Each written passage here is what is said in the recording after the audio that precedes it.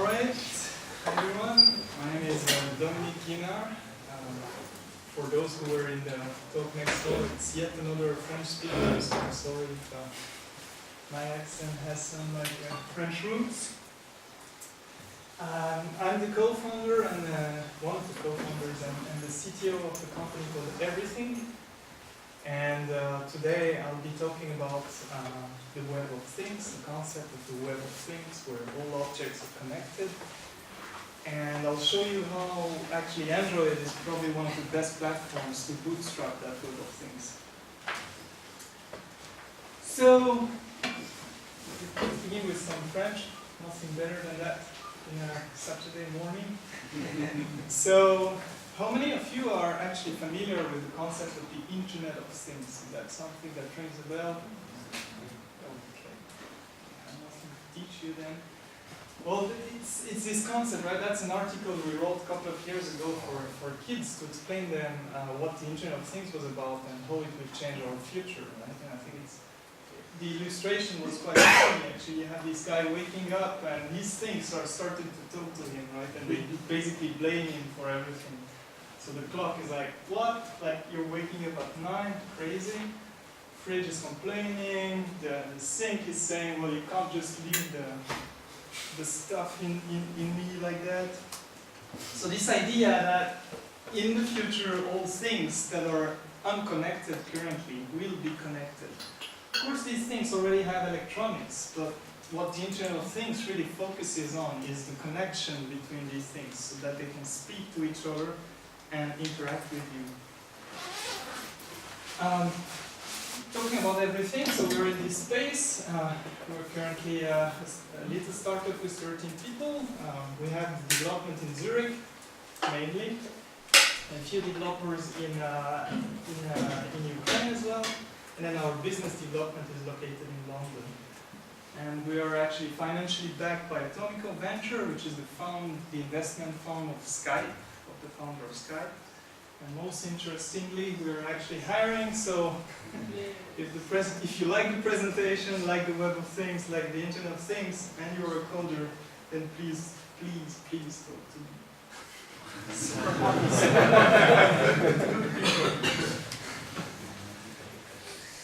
Okay, let me just talk a little bit about the Web of Things and about the Internet of Things. So, first of all, when we talk about the Internet of Things, usually we think of 3 categories of things that can be connected, right? You can think of the very high-tech ones, like machines or home appliances, like these wireframes, these photo frames, are being increasingly connected.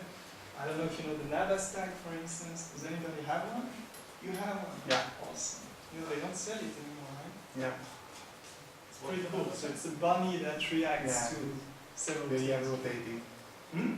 The hair of the bunny rotating. Yeah, it's rotating. It changes its color if your girlfriend is tweeting something. Yeah. It's pretty cool. Pretty useless. It's just totally useless. That's so fun. Then you can think of sensor networks. I have a few here. Sensor networks are these little embedded computers that can actually sense the environment and send data about it. But then you can, you can embed them in products also. And then you can think of simply tagging objects, right? That's the primary form of the Internet of Things. You take an object that is super dumb and unconnected, and you add in a pure code, and poof, it becomes part of the Internet in a sense, right? Through your mobile phone, you can actually get information about that object, so it becomes part of that big network. The Web of Things is a movement on top of the Internet of Things that tells us, that basically tries to convey the idea that it's cool to have a broadly connected world like that, but it's useless if you don't have an application layer to make sense out of it and to be able to build applications, right? So the Web of Things community is trying to foster web languages and web protocols down to these little things, down to these proprietary systems, so that you don't need to pay $200,000 type of embedded systems consultants to connect things together. So you can get more info, more white papers, documentation on the blog. Check it out. And if you think about it, when I started to do research in that field about 8 years ago, people were actually laughing, right? They were like, yeah, right, the Navis tag, that's cool, yeah, but it's pretty useless. But if you think about it, think about super normal companies like Procter & Gamble, right? Every year they ship billions of products, billions, right? What if you could actually be the one that would connect them, right? That would be interesting. It would also be interesting because they won't do it. They are not high-tech companies, right? So they won't do that. They will wait until the Internet of Things and the Web of Things happen. So what we're doing is just at everything, that's what we're trying to achieve, right? There is a Facebook for people. What we're trying to build is a Facebook for things, right? We're trying to build a platform where you can manage everything around the product or a sensor or a machine. And basically we work hands in hands with these clients and propose them tagging technologies. So they have a product, they're Namzeya, they build bottles, or they manufacture apple juice, and we tell them, okay, this is the kind of tagging technique you can use, or that is better for your use case. And then you have a number of cloud services which are open to the developers community as well. And these actually contain little services that help you build your global Internet of Things application. So one example is your camera, you want to build a product check-in application, so that when you open the box, you have inside a card with an NFC tag, a unique QR code, you scan that, and you can make this thing yours. That's an example of things you could build upon. You could also build, I don't know, monitoring or sensing application for your home environment. These are all the things you can build on top of the platform. This is going to be the last slide about the platform itself. But basically, what we're doing, as I said, is gradually when we work for clients, we build new APIs, and gradually we're pushing these APIs to the community, so you can register there and start using a few of them. The most important one is this cloud storage for objects. Whenever you build an Internet of Things application, usually you need to be able to store the data and stream the data, which is sometimes a very big amount of data that you want to send. And this first API can help you do that. Okay, what I wanted to give you today is some food for thought, right? So I wanted to go through the different ways that we have of connecting products, and I wanted to show you how we can actually build a prototype or think of commercial applications with these technologies. And I'll focus mainly on Android and how we can use Android to achieve that. So first level is barcode and QR code. 2 years ago, especially in Europe, and even more in Switzerland, where we are always a little bit slower to react to new technologies, you wouldn't see QR codes anywhere, right? Or you would, but you wouldn't know really what to do with that kind of things. Nowadays, I think it becomes really ubiquitous. You can see lots of deployments, and people, I think, since last year, there is really a shift where people start to really scan QR codes and use them. I don't know, you guys probably use QR codes and scan them once in a while, right? Okay, most of them are boring so far, so you scan it and you land on a website. I mean, you can also type the website on the mobile phone, right? But some of them are a little more interesting, right? And I don't know, this is a deployment at Zürich train station. Did anybody try it? I tried it. It was fun. Until the police asked code to remove it. That's another story. So it's actually a store in the store. So on the store window, you had a big sticker with all the Coke products displayed on it, and each of them had a QR code. So now using the Coke app, you could actually buy them and have them delivered to your place automatically, right? The police didn't like that because there were too many people standing on the streets, so they scrapped the whole thing. Very good at letting innovation go in Switzerland. But anyways, so I think Android and generally mobile phones are the bootloaders of the Internet of Things, right? One of the biggest problems in the Internet of Things is this bootstrap problem.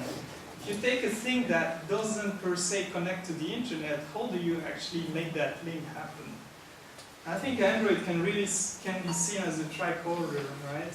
As in Star Trek, this crazy tool that lets you do anything like transform aliens into hot girls or whatever. Android is that platform for the Internet of Things. There's a massive penetration worldwide. I guess that's not a secret. There's a great QR code support.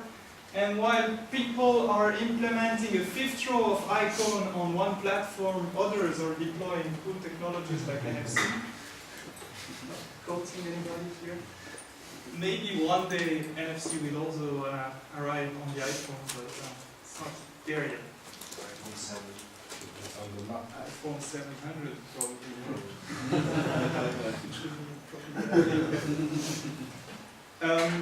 Okay, so just a little bit of wrap up about QR code. So we know what a QR code is, I think, right? Pretty much anybody knows that. But there are actually lots of different standards of barcodes, right? Barcodes and QR codes. It's just a sample of them. Some of them being readable on mobile phones, some of them being evil, like, does anybody know this one? From Microsoft. Yeah, which can be only read by Microsoft devices, most surprising. And, I mean, but to their own right, we have to say that this code is actually much more readable and can contain an interesting amount of data compared to a QR code. But I mean, what I would say is that if you want to build an application around barcodes, then go for QR codes, right? Because the ability of reading these QR codes is just enormous. Pretty much any smartphone in the world can read them. It's a royalty-free encoding. What you maybe didn't know is that it was developed by Toyota. I didn't know. Mainly for the supply chain, I think, in the beginning. There are 40 different levels of these QR codes. Most readers can read all these levels.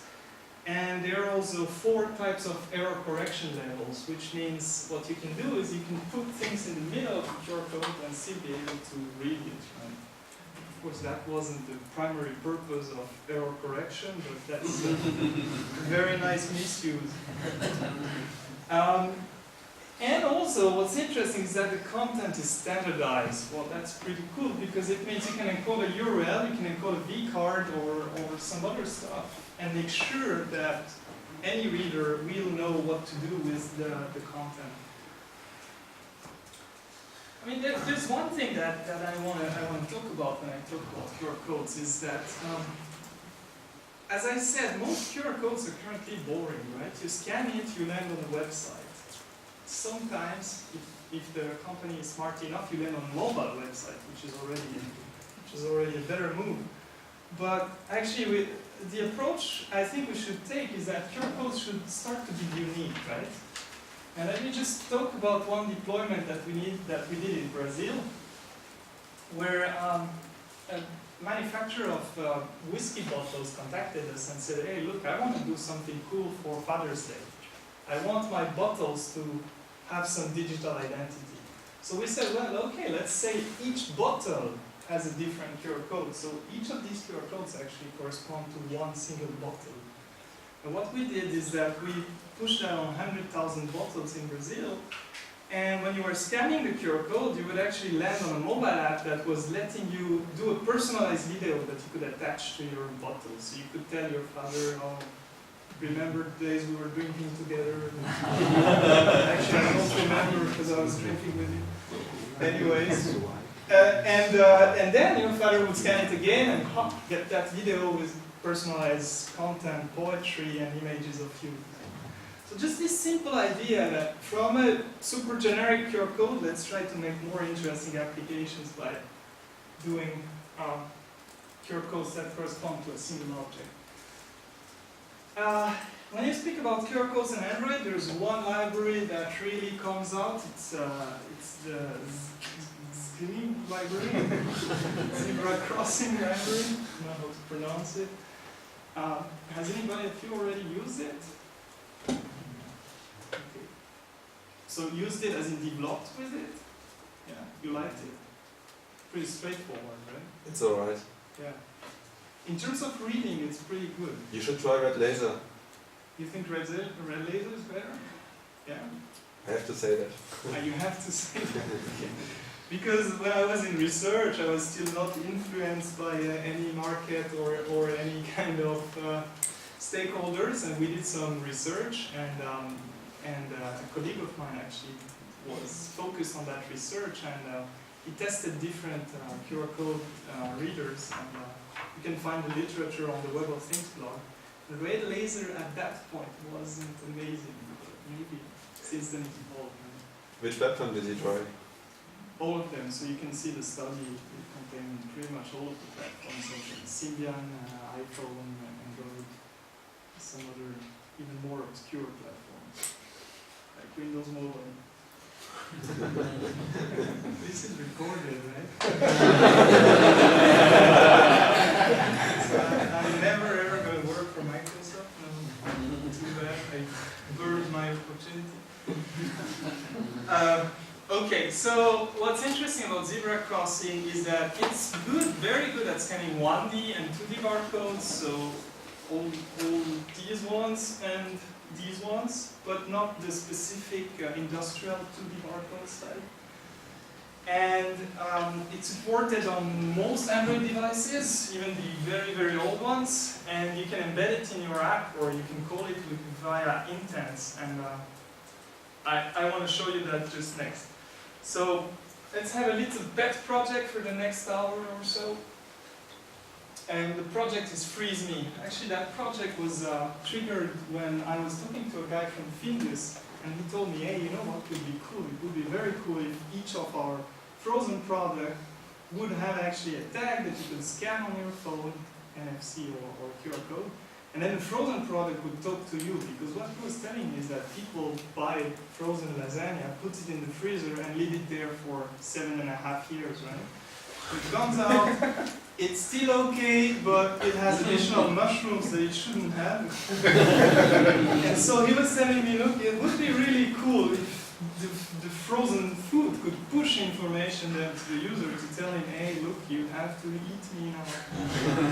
And so, yeah, that's just the use case, the excuse I wanted to take here. So it's a simple Android app to manage your frozen food. We put a tag on each product. Imagine we put a tag on each product because I haven't brought any frozen food. And then it will ping you via Twitter or SMS before it turns bad. In the middle, of course, we've put the everything platform so that the communication is enabled through that. You can find it on the Web of Things GitHub forge. Let me dig a little bit into the code. What it looks like. So it's going to be totally boring for those who already used zebra crossing. But for the others, it might be interesting.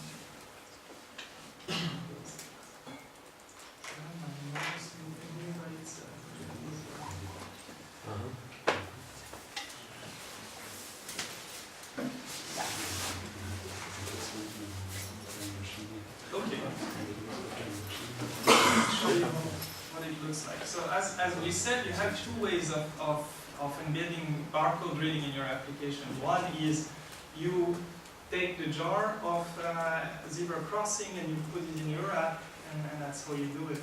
The other one, I think even more interesting, is via intent, right? You create an intent to say, hey, I want to scan a barcode now, and then in this field you have two ways of doing it. One is the very clean way, which is a little bit more complex, that requires you to integrate two new intents to your application. We won't go into details, but that's the code you get on zebra crossing, right? And that's the clean way, because these two intents will actually let you ask for a barcode scanning, and if the barcode scanning application is not installed, it will directly go to the Play Store, ask you to install it, and then redirect back to your application, which is pretty cool. Let me show you what it looks like here. Can you read that, more or less? Yeah. The ones at the back, it's your fault, so I don't do that. Okay, so here are the two ways. Probably the easiest way is just to create a new intent. You know, like who does Android development? Okay, so I won't give too much details, but basically an intent is a way in Android of in a synchronous way of saying I want to do something. That do something could be like I want to scan a barcode, I want to send an SMS, I want to see the second screen of the Google Maps application. And here we just say we're interested in the zebra crossing scan screen, which will bring that up. Or we do the cleanest way, which is we ask for this special intent integrator. We give it our activity, and then it will initiate the scan. It will do basically the same thing, but in a safer way. That means if the app is not installed, it will direct you to the Google Apps, to the Google Play Store. So. Then you have to have an on-activity result handler that will handle the result whenever the application, the zebra crossing application, scans successfully. It will redirect you here. Create a new intent that you will catch here, and then you basically can catch the URI that was contained in the barcode, in the QR code, or it could also be something like a decoy. In our case, it's simply a URI. Again, cleanest way is very similar based on the special intents. Okay, so that's it. So let me show you that it works. Hopefully.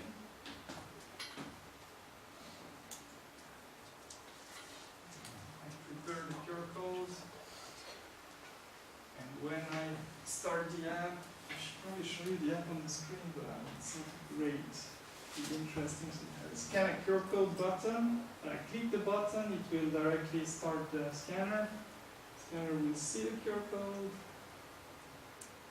and crypt the URL, and eventually we get to know that we scanned the frozen lasagna, and that's the expiration date. We can put it in the freezer, we can get more product info, we can remove it from the freezer, and so on.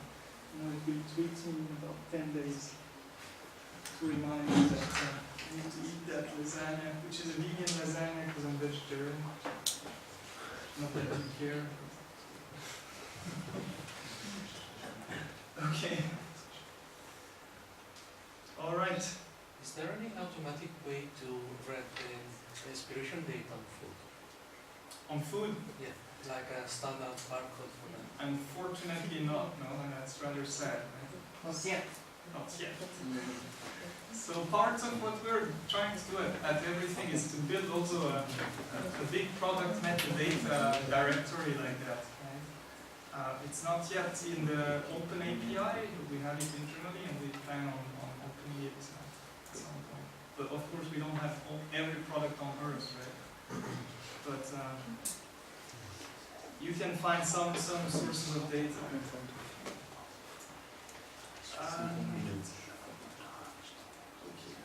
Any other question about that? Yeah. And you're talking about QR codes in the deployments you have made. Do you have any statistics of actually how many of those QR codes that have been read? I do have statistics, I unfortunately can't give them. But you don't bind them to an application, just throw a number in the air. I should just throw a number in the air. 17. 100,000, that would have been depressing.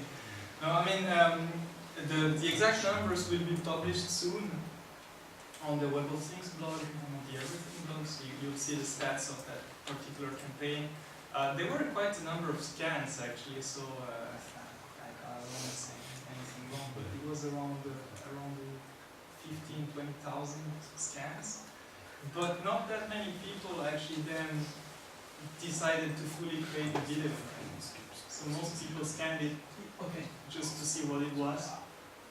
Did not necessarily do the whole work. So it's more than 1%. I mean, it's.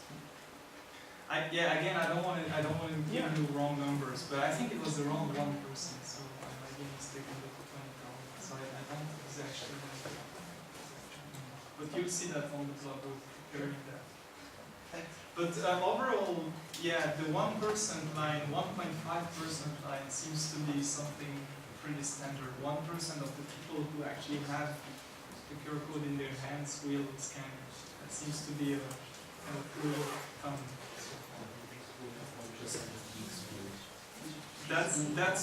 That's also a good possibility. Yeah. I think QR codes is still very, people don't really know what to do with that yet. They're not really out Yeah. public. Yeah. I think it changed recently, right? Before, people had absolutely no clue. But recently, because some of the new campaigns were actually cool and interesting, some people start to get the knowledge and then it's viral. And actually get to see them more and more in advertisements and everywhere. So. Exactly. On products also. Okay. Next step is actually the level 2. I guess you all agree that touching feels better than just seeing. So we're going to talk about near field communication, NFC. Actually, in one of the studies we also did in research, it was quite interesting because we also compared the different types of interaction and we identified that people massively liked NFC better than QR codes. I'm talking about people who were not geeks. In this case, we were really taking people that were not at all technologically inclined, and they really like this idea of, hey, I can really touch, I know what to touch, you know, I'm not pointing at something, and just that they found it really easy. Problem is, of course, that's more expensive than a QR code because you can't print it. Well, you can. I think you might have heard of some MIT researchers who can now print these type of QR codes, RFID tags, but it's still expensive compared to a QR code. So an NFC for near-field communication is a 13.56 megahertz touch technology. It's not a super high frequency. It also means the distance is quite small, so you need to be very close to the tag. It's a feature and a bug, actually, depending on how you want to consider it. Feature because it has more security than a tag you can read from a big distance. Bug because you can't read it from a big distance, which might be interesting for some applications. It was at first driven by the NFC forum, so Nokia, Intel, Visa, and so on, and boosted recently by Google, literally boosted. I think I've been working with NFC for years now, but we see really big shift since there's an NFC reader on the new Android phones. It's pretty much the same thing as QR code, so you also have standards for what you want to encode in there, so readers can also pretty easily read and extract data from NFC tags. Okay, I still have one. Yeah, so I think Android loves NFC. There's a decent NFC support since Gingerbread. I'm saying decent because before we had, I think, just the read, if I'm not mistaken, right? But not the write. What's super interesting is that you can wake up application on tag discovery and you have very powerful filters. So you can say, I'm only interested in tags that start with a URL, and that URL should be everything.com/something, for instance, right? So you can really create powerful ways of launching your app based on an NFC tag. The API is relatively complex. Sometimes Google hears me a little bit contradictory here and there. So I think the documentation could do with a cleanup, but you have some nice tutorials, and actually this is one of my favorite ones that really gives you hands-on NFC if you ever worked with it. So let's see what it looks like in the code. Who already did that? Integrating NFC UI. You did everything. Stop. You're not able to work. Will the presentation will be available? Yeah, it will. Did you do that in a commercial application or just to try Both. it out? Both? That's cool. We need to talk. Okay, so let's see what it looks like.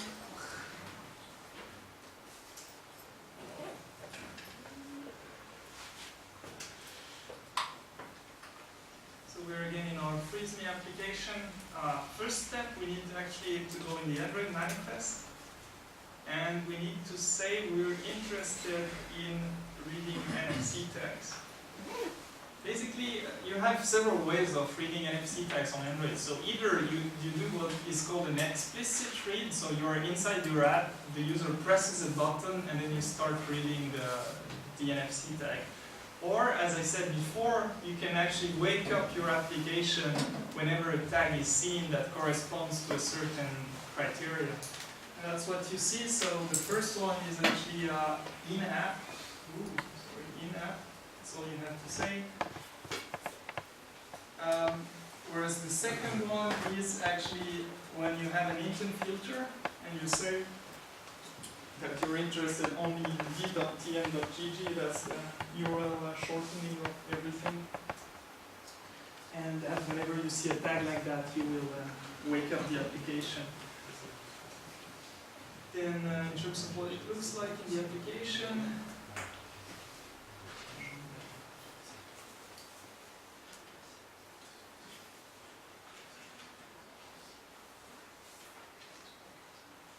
it's very complex, as you can see.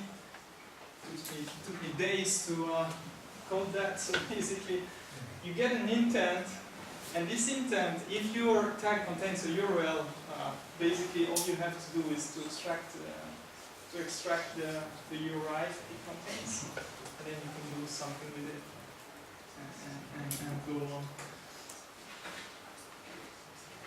I can also show you explicit reader, which is a little bit more complex, but not much, where you have actually to define within your activity, you have to define the actions you're interested in. That's one of the global actions of discovering NFC tags, and then you can also extract the content whenever it's triggered.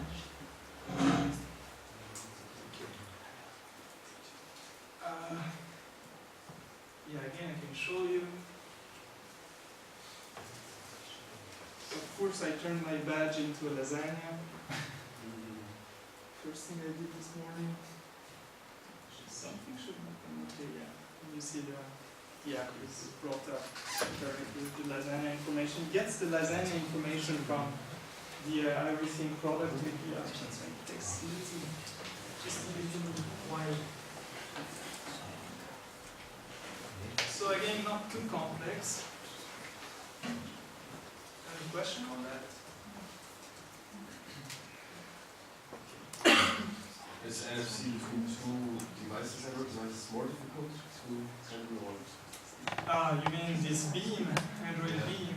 Yeah, oh, it was difficult, it's not anymore because there is an API for that, right? So it's slightly more complex because you're transferring data back and forth, right? So the API is quite good, I heard. I never used it personally, but I heard. I don't know if you use it. Yeah. It's quite easy. It's like a wrapper on the existing APIs, so you can do stuff like passing on some JSON or something. It's really easy to use, but you have to check that you have added the intent filters so that not every NFC applicable application opens. Opens, yeah. It's actually pretty good. Recently they added the capability of transferring pictures. And when I saw that, I was like, what? How can you transfer a picture over NFC? Because NFC is extremely low bandwidth.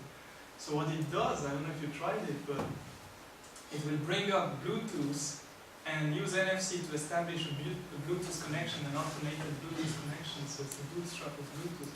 As a user, like if I give it to my mom, she won't see that it brings up Bluetooth, so it's pretty automagic.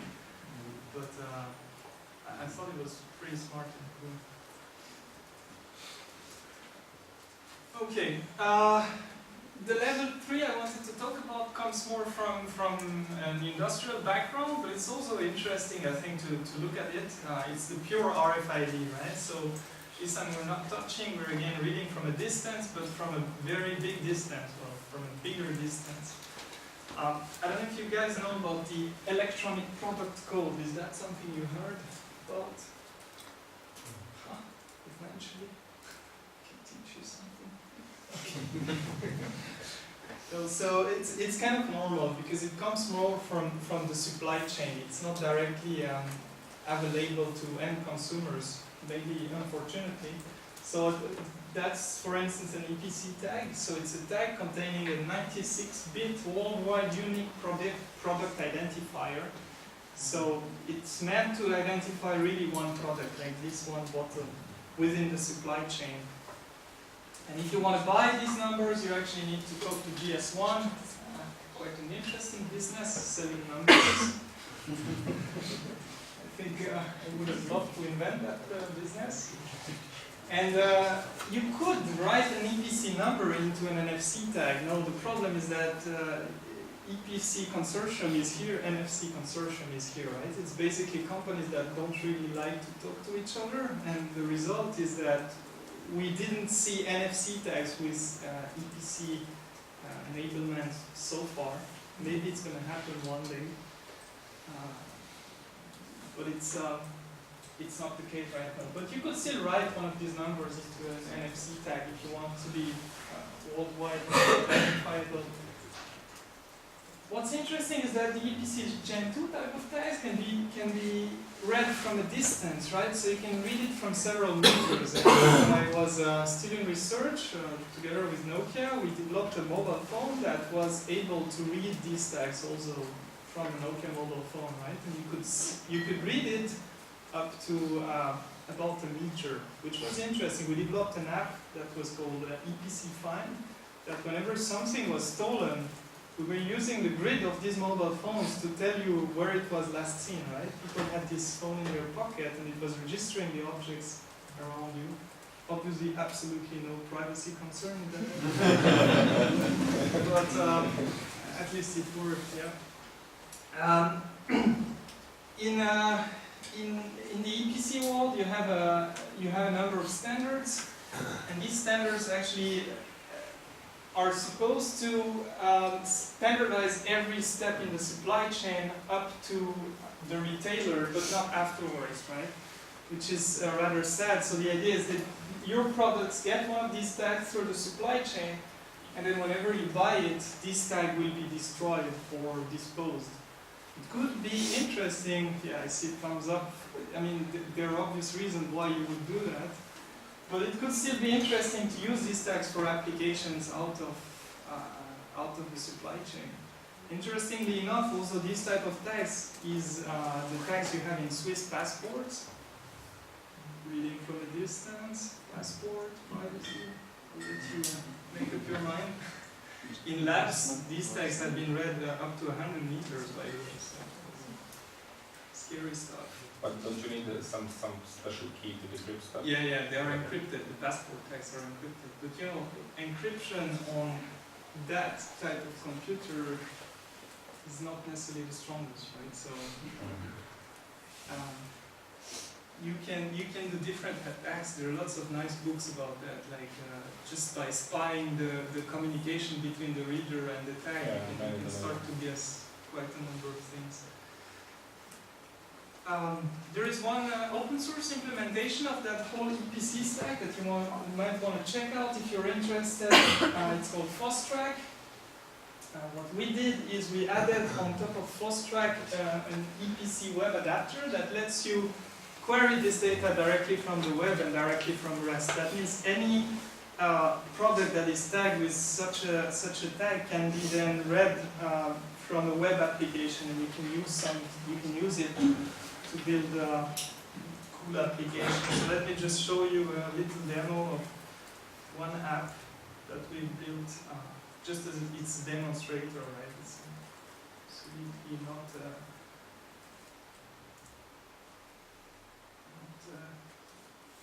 final product. So here I'm actually connected to the backend, to the EPC backend of a store called the Future Store at SAP in Regensdorf, nearby. They have the Migros Future Store where they develop and try lots of new technologies. It's quite interesting to visit if you want to visit sometimes. And yeah, I mean, you can do obvious things. So what it does is that actually it's querying through our REST add-on, it's querying the database. I'm on a quite slow network, so let's see what happens here. I can see the products. I see here one of the regions. Really hard in the low-res screen, but consider it's chocolate. I can look where the chocolate comes from. Track it, that's the read points of that chocolate.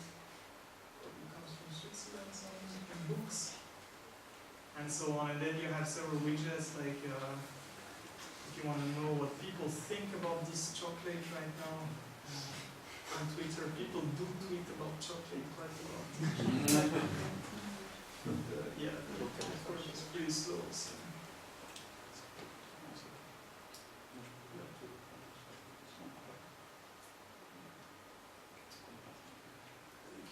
I think.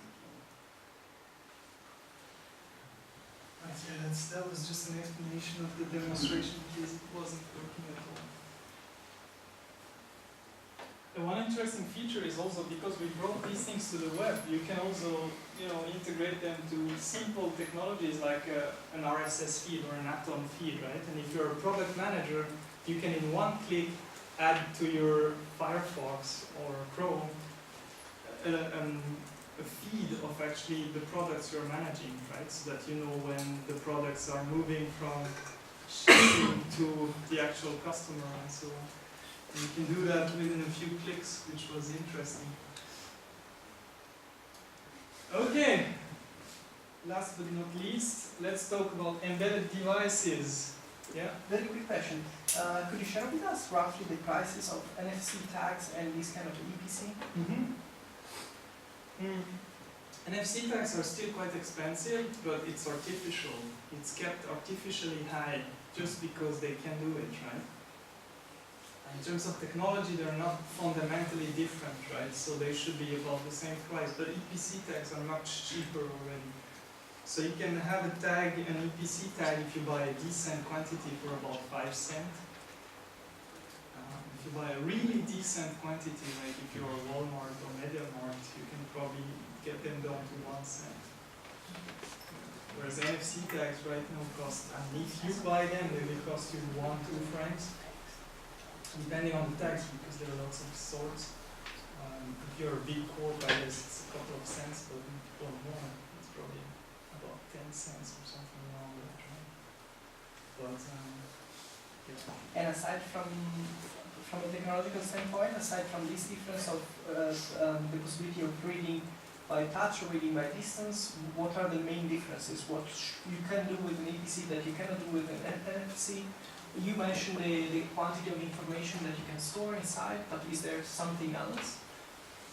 Yeah, so there are two things. The distance is the bigger thing. They don't operate on the same frequencies, and the type of, like a tag is powered by the reader, right? So whenever you approach your phone from an NFC tag, it will actually boot the OS, because this thing has an OS, boot the OS of the tag and then send the ID. The way the physical structure of NFC tags requires you to be very close to it. So there's this spiral, that's where you get the energy and it will power the tag. Whereas here it's a more complex physical phenomenon that means it doesn't need to be very close to the reader. It generates some kind of a special electromagnetic field that you can actually activate from a distance, which is why you can read them from further distance. But aside from the technical perspective, the two main differences are really the distance of reading and the quantity of information. Yeah. On an EPC tag, usually you don't have information at all, so you just store the ID. Yeah, you just store the ID, whereas on an NFC tag, you can store some information. The question is, do you want to do that? For some apps you do, like mobile payments. If you want to identify a product, I think that you're better off with having just an ID on it. But then you're not bound to a single content, because what's hard is to rewrite the tag once it's written, right? If you do that in the cloud, it's super easy. So, yeah. But for some apps, obviously, you need to store the content, and then you can only go with NFC almost. Yeah, the level 3 is to think about making products real smart this time, so by embedding some embedded platforms into them.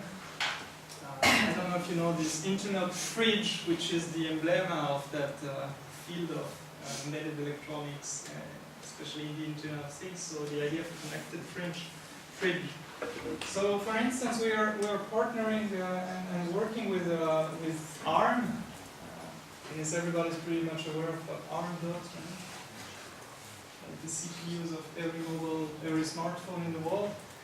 And yeah, they have a development platform called the ARM Embed. It's quite an interesting one.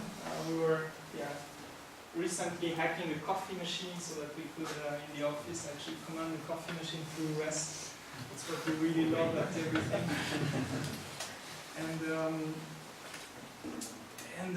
Yeah, so that's one type of these platforms. Now, if you think of the most well-known platform, it's called Arduino. Who knows that platform? Okay, yeah, so who uses it? Can you use it also? Yeah. Oh, sort of. Yeah. So I have a cool one.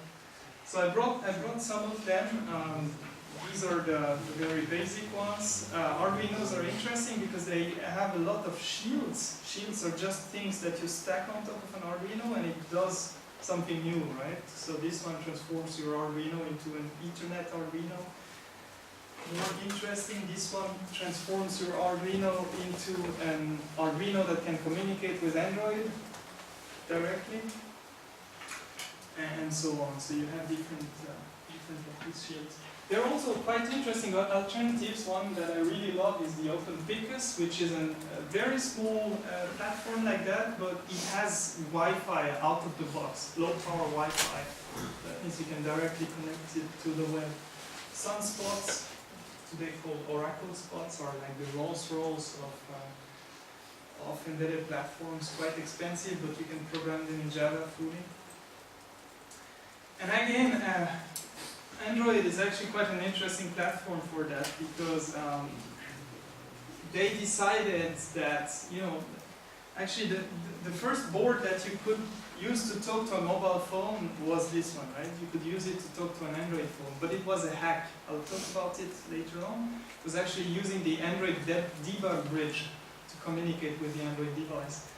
And Google saw that, and the way they reacted was actually quite nice, you know, like where some other company, I'm not citing names, would have said, well, look, you're not allowed to do that. What they said is, hey, it's cool, we can hack the phones, so let's try to standardize that a bit and allow people to create their own accessories for the phone. And that was a nice move, I think. And that gave birth to the Android ADK, which is a development kit. And that's one of the ADK's Arduinos that has out-of-the-box connectivity to Android. Okay. And yeah, so the first way you can do it is the official way now, and it's the ADK. So basically, what you need is an Android device, an Arduino, like this one, and then the processing IDE. Those of you who used the Arduino, did you use also processing for developing your apps? You can also use Eclipse or NetBeans, right? But processing is quite nice, quite neat, especially for beginners in coding.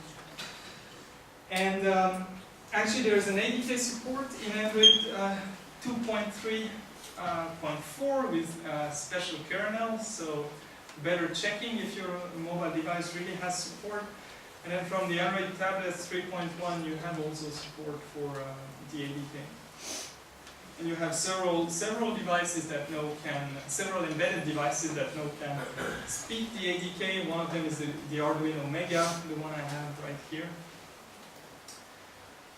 If I'm looking at the plus and minus of this approach versus the one we'll see next, is that it's the official way, which means if you create an accessory, you could potentially then partner and create a real accessory, right? That then you're moving from a prototype to a real accessory.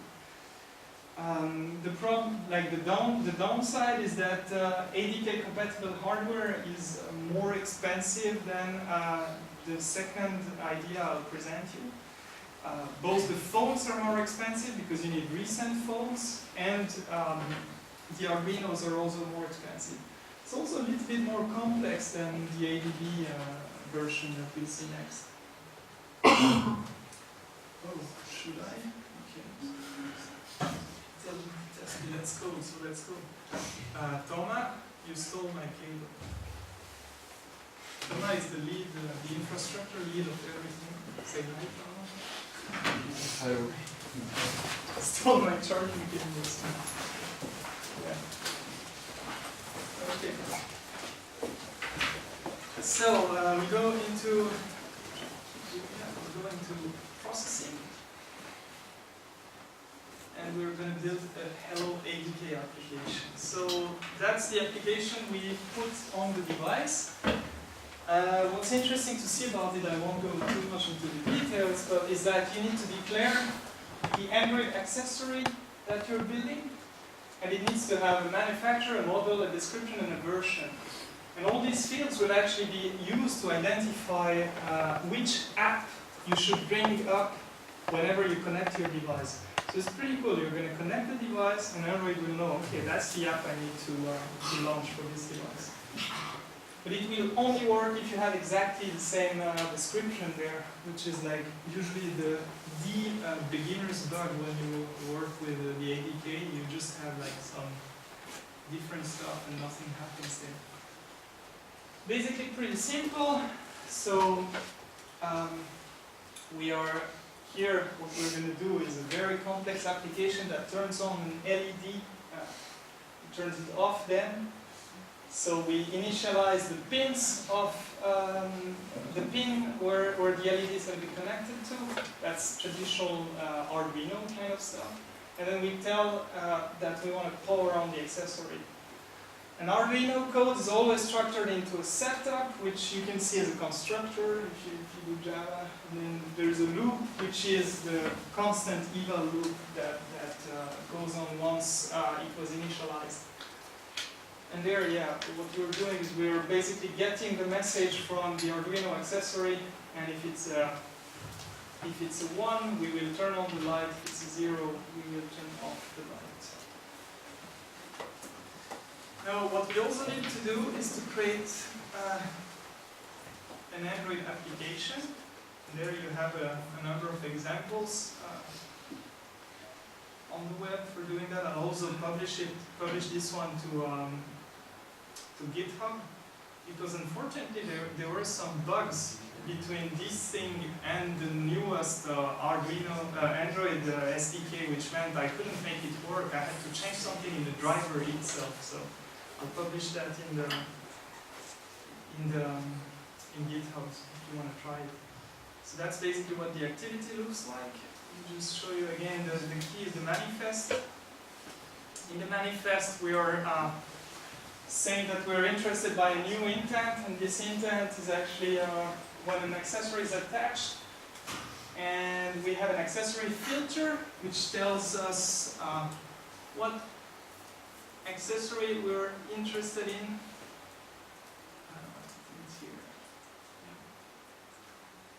So unlike with NFC, where you can say I'm interested in all NFC events, with the ADK you can't do that. So you absolutely need to specify which accessory you're interested in. And here we have the same data as before, so no surprise. And then, and then the activity, we basically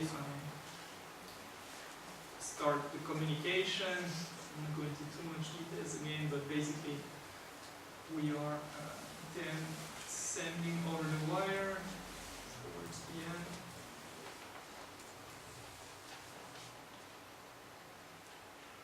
Yeah.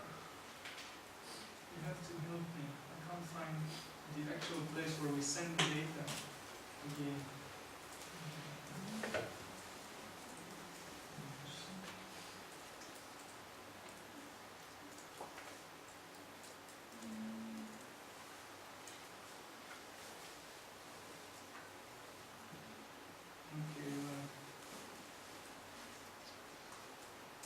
Yeah, it's in the output stream.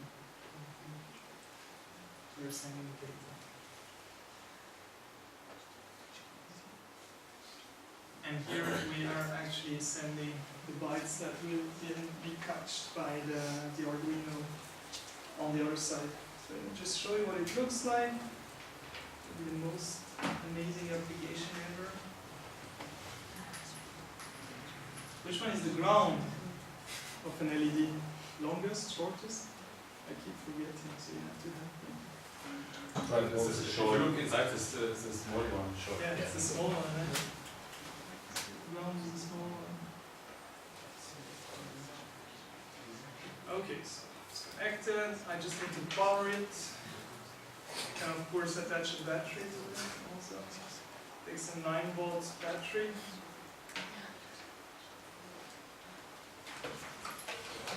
And then plug it in, and when I plug it in, it should start the right application. If it does, it's already a good sign. Wow. Amazing, there's an on-off button. Let the magic happen.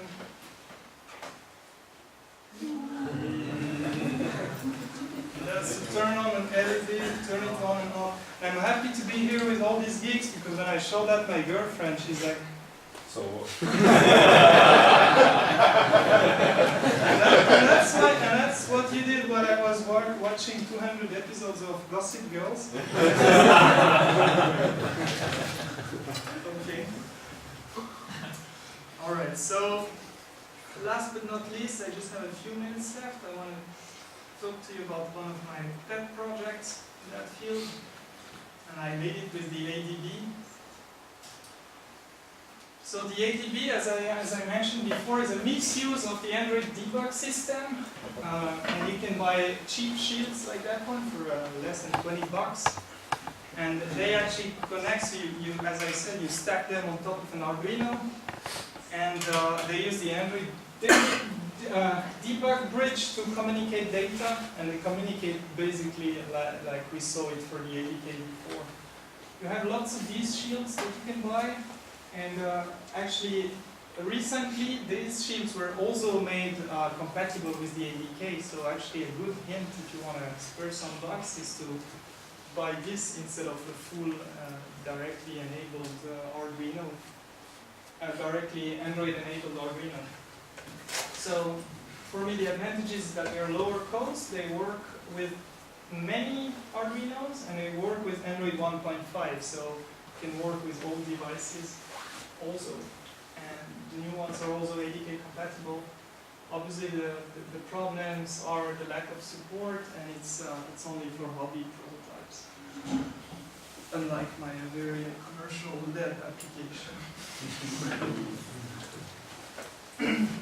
Okay. Yeah. So that's a pet project I worked on a couple of months ago. I was contacted by a foundation in Switzerland called Q02, and what they do there is they help children and teenagers understand how we can build a better, more sustainable world. And in that particular case, they were interested in monitoring the electromagnetic fields, right? Because we don't really we don't know exactly what these fields are doing to us, for sure at least, we don't know for sure. And so they wanted the teenagers to be able to see that whenever they were calling somebody, they were staying on the phone for hours, actually there was something happening, there were some electromagnetic fields generated out there. So they wanted a tool that was letting them visualize them, but also teaching them what these fields were about, right? And how they could actually prevent some of the exposure that were unnecessary. And I added some more geeky stuff to it, like real-time monitoring, the logger also, so that I could move around and using Google Maps actually start to see what is the electromagnetic field footprint of the places around me. Let me show you what it looks like based on the ADB. Okay. So that's what the device looks like. It contains, underneath you have an Arduino Uno, which is a cheap type of Arduino. On top you have the shield that can communicate with Android. And you have two sensors. This is for low frequencies, electromagnetics. generated, for instance, by a power plug or something like that, and this is for high frequency, right? That can, for instance, monitor a microwave or your mobile phone or a Wi-Fi router. Okay. And I'll show you in terms of code what it looks like.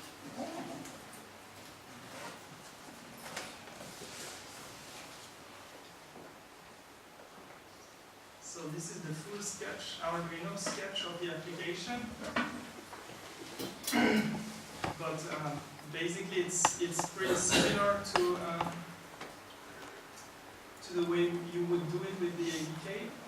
Just found the setup. Yeah. So in the setup we are, this is just for monitoring. You can monitor it through the serial port, serial to USB. And here I'm just saying, okay, we'll initialize the ADB. And the ADB is then a connection to TCP to the phone. And then I actually write the data to through the ADB.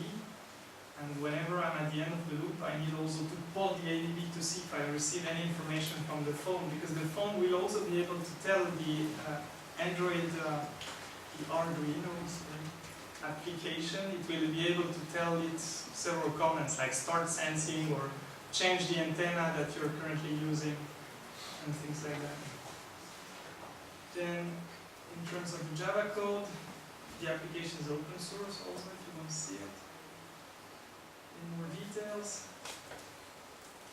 Basically I have to import or to actually put in the project these libraries from the MicroBridge project. The MicroBridge project is a project around these shields to make it super simple to communicate with Android. And it is actually super simple again. So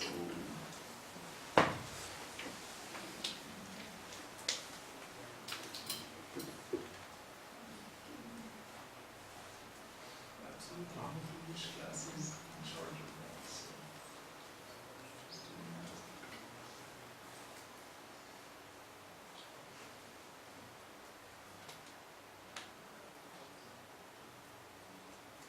Yeah, it's in the Arduino link class.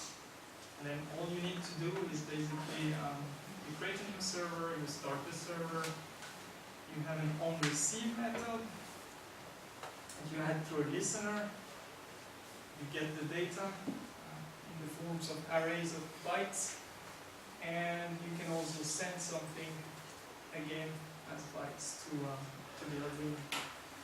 Show you what it looks like in 1 minute.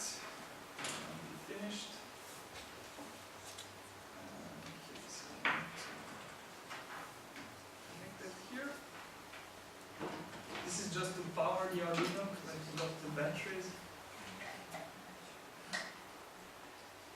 I'll connect it to my phone.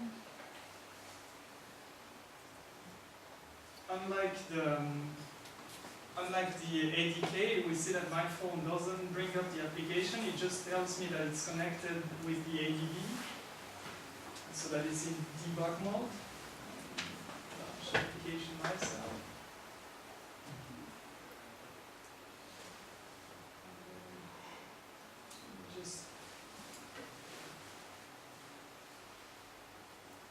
So there are several things to teach you what are electromagnetic fields and so on, but then the really interesting one is to go into the monitoring, monitor mobile phones, start monitoring, and it seems like there are lots of mobile phones around here.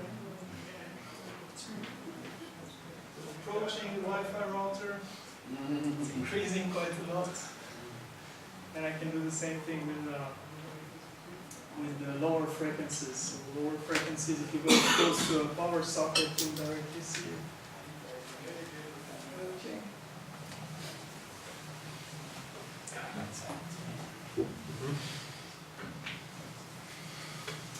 All right, that was it. If you have any questions.